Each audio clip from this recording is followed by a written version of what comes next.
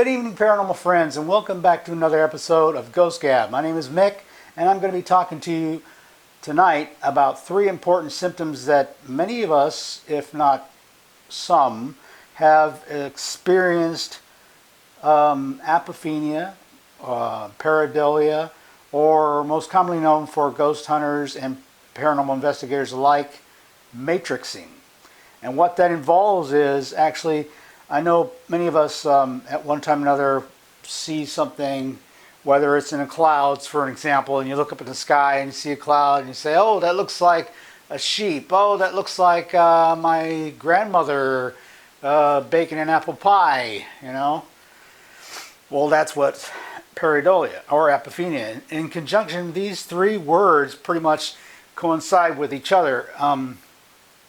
But apophenia and pareidolia, if these two symptoms were simultaneously combined, what happens is it's say for an example, there's a birthmark on your arm, or it's a birthmark on a, say, goat for instance, and somebody looks at it and thinks, oh, it's a sign from above. Well, that's what happens with these two that coincide with each other, and those symptoms come together. This is the symptoms that happens. And when they say that, it's like a psychosis, not necessarily something that's bad or wrong with you or anybody else for that nature, but it's something that could be connected with some illnesses to where they're seeing something that's not really there. There's other symptoms also, illnesses that could be attributed to this factor. Let's say, for instance, glaucoma. It has to do with your eyesight, and if you're seeing little balls, whatever, in your cataracts or whatever, and you're seeing little balls floating across and whatever, you're thinking that they're orbs or something like that, but it's actually glaucoma. There's also Parkinson's disease. Some celebrities have managed, actually do have that, and it causes hallucinations and see something that's not really there. But anyway, let me get back on track with these three things that I'm talking about: pareidolia, apophenia, and matrixing. A lot of the paranormal investigators and ghost hunters alike, we all sometimes, when we're analyzing data and we're looking at photos, analyzing photos, and sometimes when we're checking that out on the software or whatever on our computers, and we're analyzing that, we're enhancing it. And when you're enhancing that photo, what you're doing is you're pixelating it, and you're causing the picture to be distorted and to the point where you're going to see something that's not really there.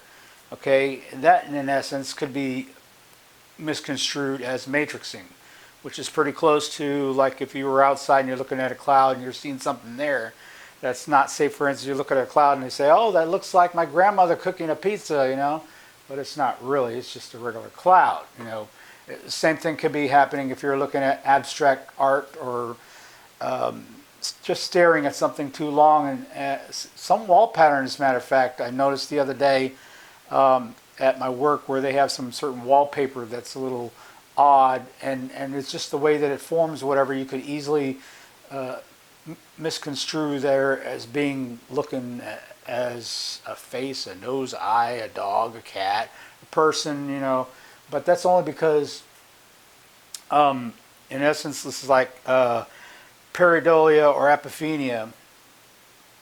Matrixing in certain senses, when you're seeing something, what happens is the brain, it tries to calculate what you're seeing as something that's recognizable. Say, for instance, a blotch, just like the psychiatrists use when they're, the ink blots, the test that they give you for, well, I don't know, I've never had it done before, but seen it in many movies where they give you the ink blot test, and you say, what does this look like to you? And you say, oh, that's my uncle in the garage getting ready to shoot his dog, whatever. But it's, in essence, it's just a ink blot, But it's what they do is they take some ink and they splat it on there, and then they fold it and spread the ink, and then they open it up to where it looks like the pattern is duplicated on either side, and you're supposed to identify to the doctor and say what you see it on there, which, it's still another form of matrixing because you're seeing something that's not really there. It's what your eyes tries to calculate and decipher out of that image and contribute to saying, okay, my brain wants to tell me something recognizable. If you're seeing, saying a mark on the wall and you're saying, well, that mark on the wall looks like somebody's arm, well, that's matrixing, more or less. But in any event, I'm not saying that a lot of the stuff that we analyze on our information that we collected from investigation is falsified or anything like that, because in good sense, a lot of it is analyzed fairly well. It's just a matter of knowing the difference between what is and what isn't. I know a lot of us work really hard when it comes to analyzing data, and I see a lot of posts on Facebook and on Twitter and a couple other social platforms that talk about, oh, I saw this here and I wanted to share with it. I mean, don't get me wrong. When we first started, when I first started doing actual analyzing of photography back in 1986 or 87, I believe it was. This was before, just right around the corner when we started doing Spring Lake, North Carolina Ghost Hunters. It's what we initially, our very first investigative team, before we later on attributed to changing onto other groups and changing the title. But that's another story. But anyway, apophenia, pareidolia, and matrixing, they pretty much coincide with each other as far as the description of what they are. If you look up on Google, or even if you check it out in Webster dictionary, whatever, and you're looking up matrixing, you probably won't see a whole lot of information on there very well, because there's some of them that say that it was a ghost hunter word, originated word, which there's no concrete evidence to dictate that it was brought up by ghost hunters.